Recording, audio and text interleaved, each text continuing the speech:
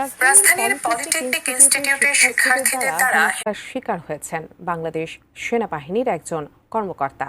সেই মুহূর্তের ভিডিও সামাজিক মাধ্যমে ছড়িয়ে পড়লে ওই সেনা কর্মকর্তার ধৈর্য ও দায়িত্বশীল আচরণের জন্য প্রশংসায় ভাসছেন।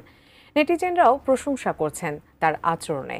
পাশাপাশি ওই সেনা কর্মকর্তার ইউনিফর্মে থাকা বিভিন্ন ব্যাজ ও ইনসিগনিয়া নিয়ে শুরু হয় ব্যাপক আলোচনা। সেসব ব্যাজ ও ইনসিগনিয়ার তাৎপর্য তুলে ধরছেন আরিফ হাসান।